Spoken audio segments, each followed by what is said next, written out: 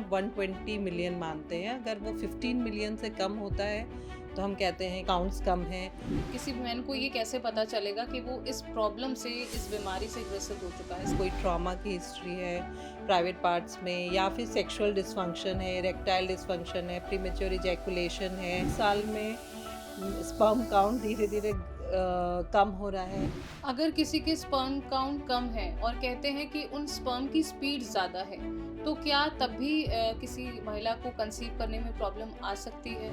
Smoking है, drinking है, tobacco है, और फिर स्लीप डिप्राइवेशन है, स्ट्रेस है, लैक ऑफ एक्सरसाइज है, जंक फूड है, प्रोसेस फूड है। तो these multiple factors are leading to oxidative stress, और जिसकी वजह से there is a decline in sperm count. आजकल की भागदौड़ भरी ज़िंदगी में हम बहुत कुछ करना चाहते हैं। लाइफ में सक्सेसफुल होना चाहते हैं, एक अच्छा करियर बनाना चाहते हैं और मोस्ट इम्पॉर्टेंट लाइफ में गोल सेट करना चाहते हैं। लेकिन इन सबको करने के बीच कहीं न कहीं हम अपनी लाइफ में अपनी हेल्थ को कहीं न कहीं डायरेक्ट या इनडायरेक्टली हार्म करते हैं। और ये केवल एक महिला में नहीं, पुरुषों में भी देखा जाता है।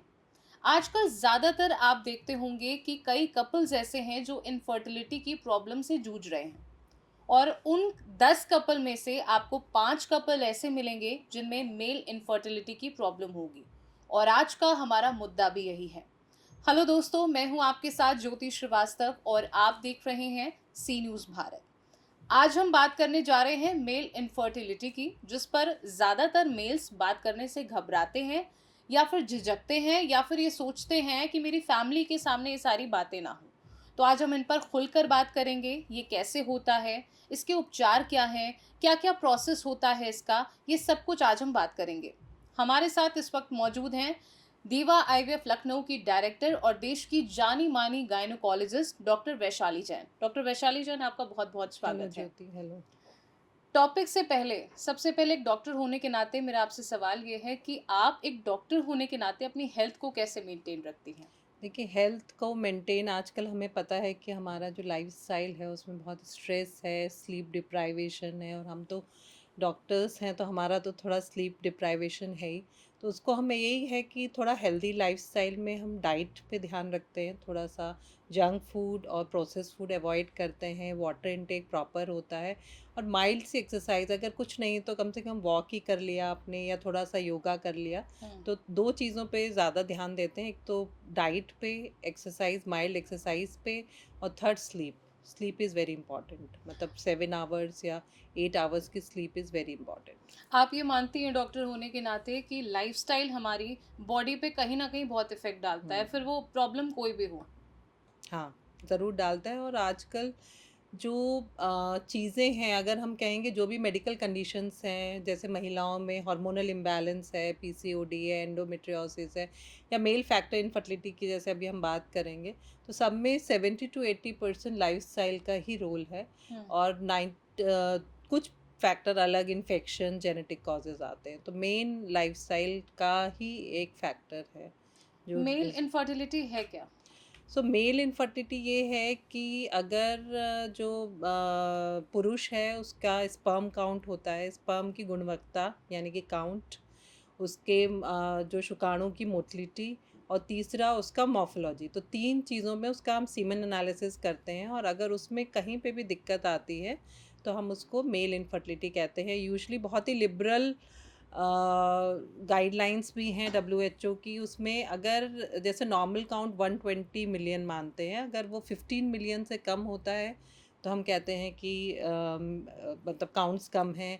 अगर मोटिलिटी कम है, 30-40% से कम मोटिलिटी है, तो हम वो मानते हैं कि उसको मेल इनफर्टिलिटी है।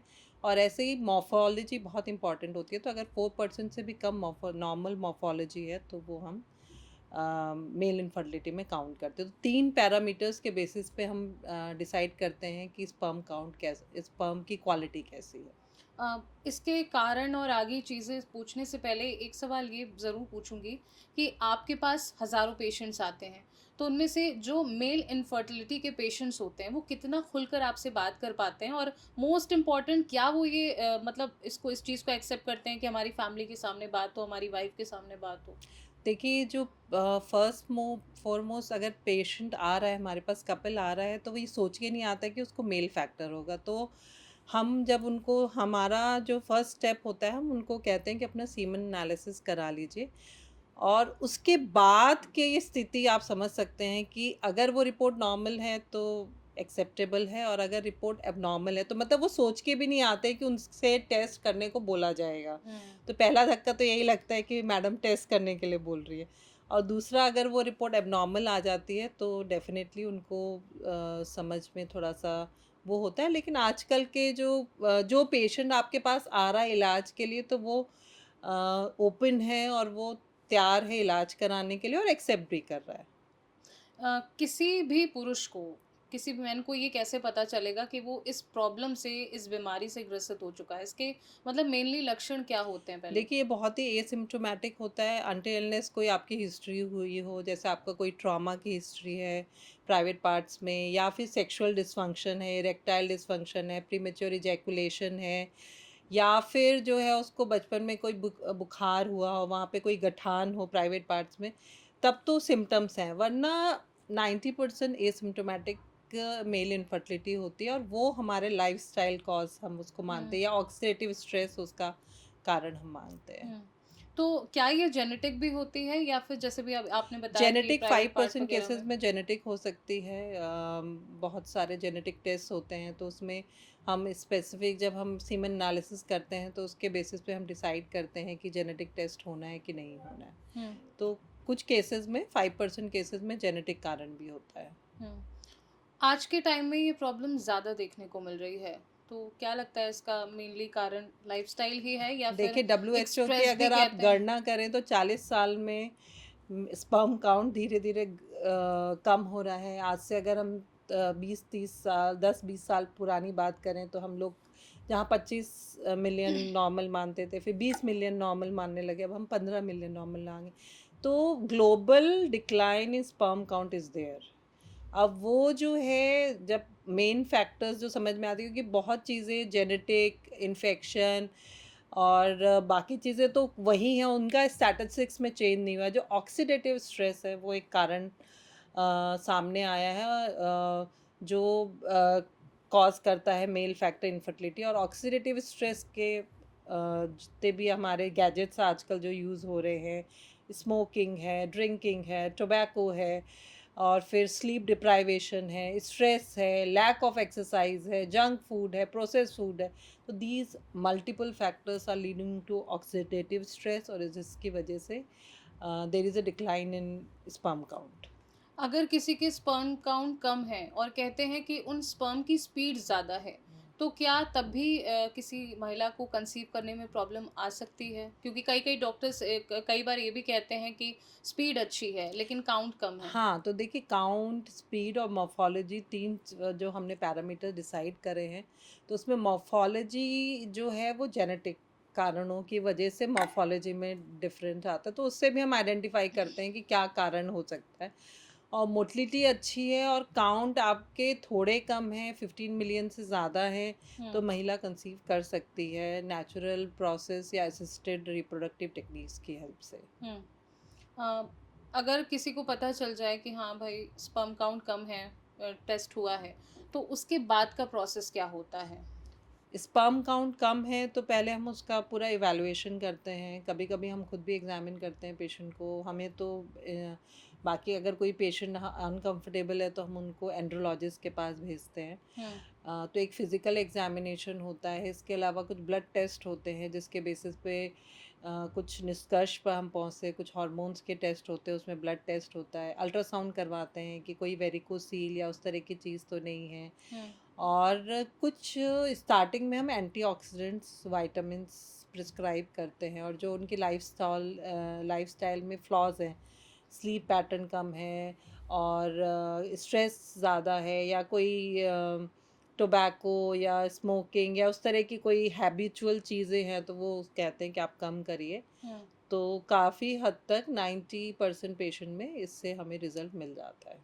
कहते हैं कि 72 टू 74 डेज में स्पर्म बनता है, तो इस हम्म। बात में कितनी सच्चाई है? हाँ, 3 महीने लगते हैं। हम्म। मतलब ऑलमोस्ट 2 ढाई से 3 महीने का एक साइकिल होता है हम्म। स्पर्म को पूरा अपना मेचुरेशन तक आने में। जब वो डेवलप होता है उसके बाद पूरा मेचुरेशन आने में हम्म। 2.5 से 3 महीने का टाइम लगता है। हम्म। क्या कभी आपके पास कोई ऐसा पेशेंट भी आया है जिसको ये प्रॉब्लम रही हो इनफर्टिलिटी की, मेल हम्म। इनफर्टिलिटी, और उसको एक्सेप्ट करने में थोड़ा टाइम लगा हो, तो क्या कोई काउंसलिंग वगैरह भी आप करती हैं कि मतलब पेशेंट को इस तरीके से नहीं, कन्विंस देखिए, करना? हमें तो पेशेंट को कन्विंस, कोई भी कपल अगर हमारे पास आया है, सबसे ज़्यादा दिक्कत आती है जब वो टेस्ट करने के लिए राज़ी नहीं होता है। बहुत हम्म। बार पेशेंट कहते हैं कि मैम हमारे लिए बहुत अनकंफर्टेबल है, जबकि हम कहते हैं कि ये सबसे नॉन इन्वेजिव टेस्ट है, हम्म। आप आराम से करा सकते हैं इस टेस्ट को। जबकि महिलाओं के जो टेस्ट होते हैं थोड़े एक दो टेस्ट इन्वेजिव भी होते हैं। हम्म। तो कुछ तो हाँ कर देते हैं, ओके कर देते हैं, और कुछ नहीं मना करते। तो वो उसमें हमारे लिए सिचुएशन बहुत डिलेमा होता है, बिकॉज हम खाली फीमेल को ट्रीट करके रिजल्ट नहीं दे सकते हैं। हम्म। तो हम उनको समझाते हैं कि भाई अगर आपको रिजल्ट चाहिए या किसी भी तरह का आपको चाहते हैं कि आपको पॉजिटिविटी मिले, हम्म। तो आपको ये टेस्ट कराना पड़ेगा। हम्म। तो मतलब उसके बाद एक एक रोड ब्लॉक की तरह वो काम करता है। अगर वो टेस्ट नहीं होगा तो वो एक रोड ब्लॉक की तरह हमारे लिए काम करेगा, क्योंकि हम कुछ हद तक तो महिला का ट्रीटमेंट कर पाएंगे और उसके बाद नहीं कर पाएंगे, क्योंकि इट्स अ कपल। मतलब अगर हम इसको स्टैटिस्टिक्स में देखें तो 20 to 30, मतलब 40% फैक्टर जो है मेल फैक्टर होता है, और 20 to 30% में दोनों मेल फीमेल दोनों होता है। तो कहीं ना कहीं पे रोड ब्लॉक होगा ही। अगर आपको ट्रीटमेंट और रिजल्ट चाहिए तो आपको ये टेस्ट कराना ही पड़ेगा। अब तक आपके मेडिकल के करियर में आपने क्या मतलब ऑब्जर्व किया कि बच्चा ना होना किसी कपल को, वो सबसे ज़्यादा किस पे डिपेंड करता है, पुरुष या महिला? दोनों का इक्वल है पार्टिसिपेशन। जैसे मैंने कहा 40 40 एंड 20, तो दोनों का इक्वल पार्टिसिपेशन है।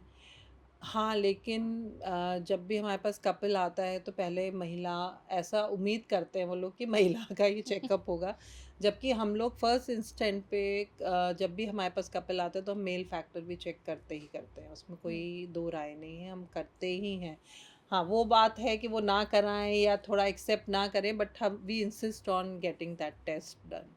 अभी आपने सीमेंट टेस्ट की बात करी, तो क्या इसका भी कोई प्रोसेस होता है कि इसके पहले या बाद में आपको ये हाँ, करना है, ये नहीं इसमें करना? सीमन जो एनालिसिस होता है, हम ये पेशेंट को बोलते हैं कि आप 3 दिन तक आपका कोई इंटरकोर्स नहीं होना चाहिए, और उसके हम्म। बाद आप दे सकते हो। तो बहुत ज़्यादा ड्यूरेशन भी हो, मान लीजिए 1 मंथ 2 मंथ्स, तो भी हमारे को फॉल्स रिजल्ट्स मिलते हैं। और अगर मान लो एक दिन पहले का ही हम्म। इंटरकोर्स हुआ और हमने सैंपल ले लिया, तो भी हमें फॉल्स रिजल्ट मिलते हैं। बट और दूसरी चीज़ ये कि एक रिपोर्ट के बेसिस पे हम अपना डिसीजन नहीं लेते हैं। कम से कम 2 या 3, अगर एबनॉर्मल आई है तो हम 2 या 3 रिपोर्ट्स के बाद ही कुछ डिसीजन पे पहुंचते हैं कि हाँ, उसको ये दिक्कत है।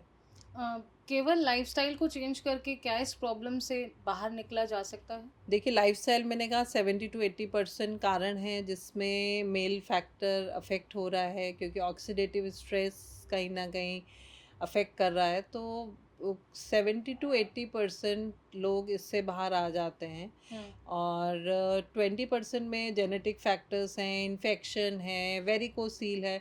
तो वो बड़ी बड़ी चीज़ें बहुत ही कम लोगों में होती है। तो आप ये सोचिए कि जो मेन पॉपुलेशन है, अगर वो लाइफस्टाइल में अपना मॉडिफिकेशन कर लेगी तो काफ़ी हद तक ये प्रॉब्लम सॉल्व हो जाएगी। मेल इनफर्टिलिटी के क्या कोई सुपर फूड्स भी हैं जिनको मतलब एक मल्टी वाइटामिन्स के अलावा कुछ ऐसे सुपर फूड्स जिनको खाने से, जैसे लेडीज में कहते हैं पीसीओडी है, पीसीओएस है, तो ये खाइए बहुत फायदा करेगा, तो क्या इसके लिए नहीं, भी कुछ देखिए, है? इसका में जो है हम लोग एक्स्ट्रा जेंथिन, हम्म। CoQ10, जो भी हमारे ऑक्सीडेटिव स्ट्रेस को कम कर रहा है, हम्म।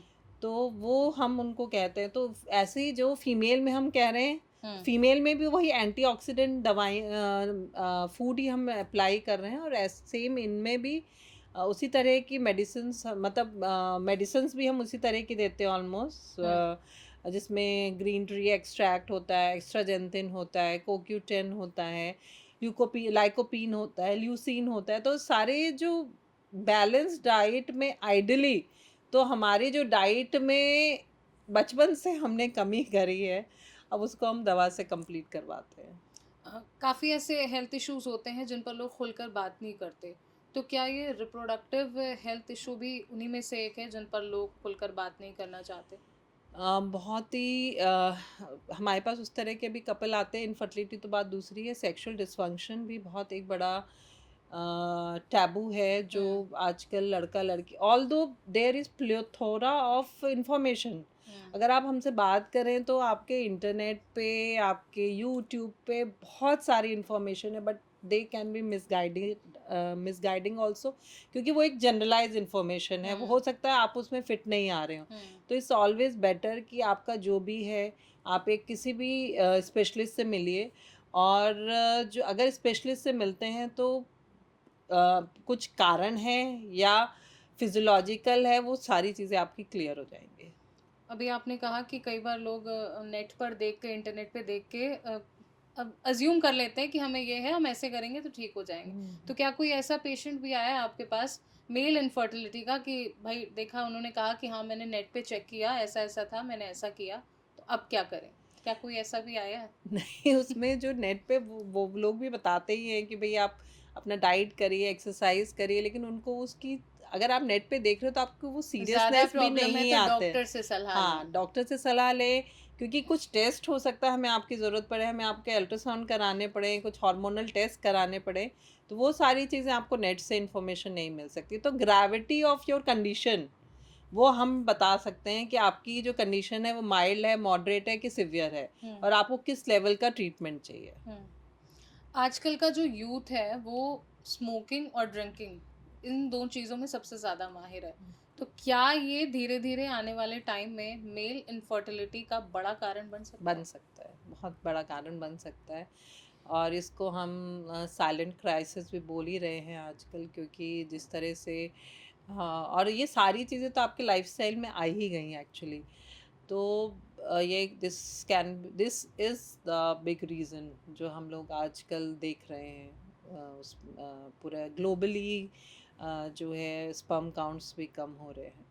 लाइफ़स्टाइल तो हो गया, तो अब मान लीजिए कोई ऐसा मेल है जो बहुत बढ़िया लाइफ़स्टाइल जी रहा है, बहुत बढ़िया खा रहा है, ना स्मोकिंग है, ना ड्रिंकिंग है, लेकिन स्ट्रेस बहुत है। अब वो स्ट्रेस घर का भी हो सकता है, वर्क प्लेस का भी हो सकता है। तो क्या ये भी उस मेल के स्पर्म की क्वालिटी या फिर उसके स्पर्म काउंट पर असर हाँ, डालेगा? देखिए, जो कोई मापदंड नहीं है स्ट्रेस का एक्चुअली, जो है ना कि हम उसको कह सकते हैं कि कोई मापदंड हो जिसके बेसिस पे कि उसको स्ट्रेस है कि नहीं है। हुँ, एक जना एक छोटी-सी चीज़ को ही स्ट्रेस बना लेगा, और एक जना बहुत बड़ी चीज़ को भी स्ट्रेस नहीं बनाएगा। हुँ, तो उसका मापदंड कुछ भी नहीं है, लेकिन जो साइकोलॉजिकल इश्यूज़ हैं आजकल, लोनलीनेस है, बहुत पीयर प्रेशर है, और आपको कुछ अचीव करना है, आपके करियर में कुछ अचीव करना है, आपको कहीं पे कुछ अचीव करना है। तो हुँ, ये इस तरह, और जो मुझे जो लगता है कि सोशल मीडिया जो है, चाहे आप व्हाट्सएप पे चले जाइए, चाहे आप फेसबुक पे चले जाइए, तो कहीं न कहीं आपको एक इन्फीरियरिटी कॉम्प्लेक्स होने लगता है, या डिप्रेशन होने लगता है कभी-कभी, कि वो हुँ, हमारे साथ वाला तो इतना कर रहा है और हम नहीं कर पा रहे हैं। तो ये सारी चीज़ें स्ट्रेस का कारण बनती हैं, और उसका इलाज आप खुद ही कर सकते हैं। हुँ, मतलब ठीक है, आप अगर बहुत ही ग्रॉस कंडीशन है तो साइकोलॉजिस्ट से मिलने की ज़रूरत है, या साइकियाट्रिस्ट से मिलने की ज़रूरत है। अदरवाइज़ अगर आप लाइफ़स्टाइल सही पे है, तो स्ट्रेस भी आपका धीरे-धीरे कम होगा। अगर आपकी पंक्चुअलिटी आपकी लाइफ़ में आ रही है, आपकी स्लीप पैटर्न सही हो रहा है, तो स्ट्रेस भी धीरे-धीरे कम हो जाएगा। इनफर्टिलिटी की प्रॉब्लम चाहे मेल में हो या फीमेल में हो, पार्टनर सपोर्ट कितना मैटर करता है? क्योंकि अक्सर हम देखते हैं फीमेल्स को प्रॉब्लम होती है तो कहीं-कहीं जगह मेल का सपोर्ट भी होता है, लेकिन कहीं-कहीं जगह नहीं भी होता है। अब फैमिली ताना मार रही है, हस्बैंड ताना मार रहा है, लेकिन अगर हस्बैंड में प्रॉब्लम निकल जाए, तो क्या लगता है कि मतलब दोनों में ही पार्टनर सपोर्ट देखिए, कितना ये मैटर करता है? जो कपल, ये प्रॉब्लम कपल की है, पहली चीज़ हमें ये समझना है, और इसमें फैमिली को तो इन्वॉल्व करने की ज़रूरत ही नहीं है। आपका दोनों का आपसी मामला है, चाहे वो सेक्सुअल एक्टिविटी हो, चाहे आप बच्चे नहीं हो रहे, वो बात दूसरी है कि आजकल पेरेंट्स इन्वॉल्व होते हैं, या परिवार पूरा इन्वॉल्व हो जाता है, हुँ, दादी से लेके सब लोग इन्वॉल्व हो जाते हैं, और ये आपका प्राइवेट मामला है। अगर आप कोई भी तरह का किसी भी लेवल का ट्रीटमेंट ले रहे हैं, तो आप इंडिस्क्रीट होके बता सकते हैं कि हाँ, इलाज चल रहा है। There is no need to tell each and every detail, और हुँ, ज़रूरी नहीं है वो आपसे पूछे भी। हुँ, है ना? ज़रूरी नहीं है कि वो इतनी डिटेल पूछें और आपको समझाएँ, तो उसमें कहा हाँ, थोड़ी-सी दिक्कतें हैं और उसको हम इलाज करें। तो एक-दूसरे का सपोर्ट तो बहुत ज़रूरी है, हुँ, क्योंकि अगर हम फीमेल फैक्टर देखें या मेल फैक्टर देखें, तो बस ये होता है कि फीमेल फैक्टर क दुनिया अंदाज़ा कहती है कि हाँ, बस फीमेल फैक्टर ही हुँ। होगा। लेकिन जो है कपल एक-दूसरे को पॉज़िटिव एनर्जी देते हुए एक-दूसरे का साथ दें। सबसे पहले यही बात आती है कि लेडीज़ में ही कोई प्रॉब्लम होगी। हाँ, वो तो आती है, वो तो हुँ, सोशल स्टिग्मा है ही, तो वो हुँ, that burden is on females shoulder only. हुँ, आप इसको डिनाई नहीं कर सकते, लेकिन बट ऑफ लेटली चीज़ें चेंज हो रही हैं। इनफर्टिलिटी के कारणों की वजह कारण जो भी हों, तो उसमें से जो है ये फिर रिजल्ट्स भी उस हिसाब से हमारे वो हो रहे हैं कि एक्सेप्टेंस भी बढ़ रही है। And now infertility is not a stigma या सोशल प्रेशर नहीं है, इट्स अ मेडिकल कंडीशन। हुँ। तो उसको मेडिकल कंडीशन की तरह हम भी डील करते हैं और पेशेंट्स भी हमारे पास उसको मेडिकल कंडीशन के की फॉर्म में ही आके ट्रीटमेंट लेते हैं। आपके पूरे मेडिकल करियर में कितने साल का एक्सपीरियंस है जिसमें आपने कई लोगों को उनके चेहरों पर मुस्कान दी? देखिए, कई मेरा कपल्स ऐसे हैं जिनको माता-पिता 25 बनाया। इयर्स का एक्सपीरियंस है, जब से हमने पढ़ाई करके, और उसके बाद इस फील्ड में मेरा 25 इयर्स का एक्सपीरियंस है।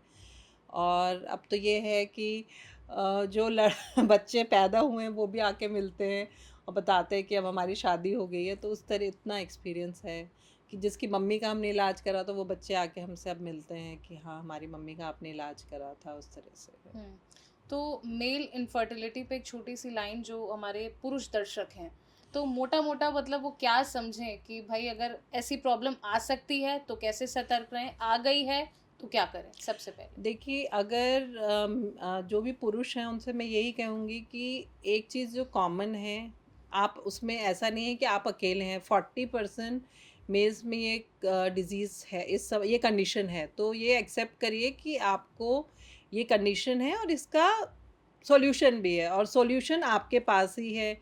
चाहे वो लाइफ़स्टाइल मॉडिफ़िकेशन करिए या फिर आपको जिस भी तरह का हैबिट है, स्मोकिंग की है, टोबैको की है, और इस तरह की हैबिट को रिड्यूस करने की कोशिश करिए। 0% हो जाए तो बहुत ही बढ़िया है, लेकिन रिड्यूस करने की कोशिश करिए। और ट्रीटमेंट, हर प्रॉब्लम का सॉल्यूशन आजकल मेडिकल साइंस में आ गया है। तो अगर आपके जो स्पर्म काउंट्स निल हैं, उसका भी सॉल्यूशन कुछ ना कुछ है।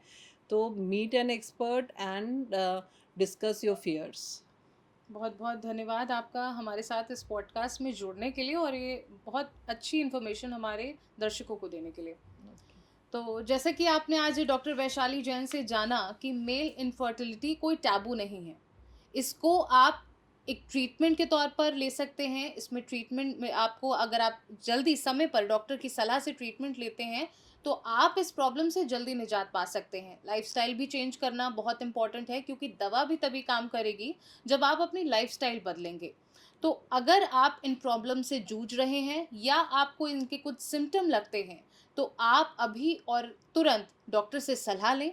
जैसा डॉक्टर बताए उनके दिशा निर्देशों का पालन करें और इसको एक बड़ी समस्या, एक बड़ा टैबू ना बनाएं, बल्कि डॉक्टर से कंसल्ट करें, अपने पार्टनर से बात करें और किसी भी समस्या का सलूशन है तो बिल्कुल भी परेशान ना होइए। और आपको हमारा ये पॉडकास्ट कैसा लगा हमें कमेंट करके ज़रूर बताइए और इस पॉडकास्ट को ज़रूर शेयर करिए। शायद एक ये पॉडकास्ट इसमें दी गई जानकारी किसी के चेहरे पर मुस्कान ला सके, किसी की मदद कर सके। धन्यवाद।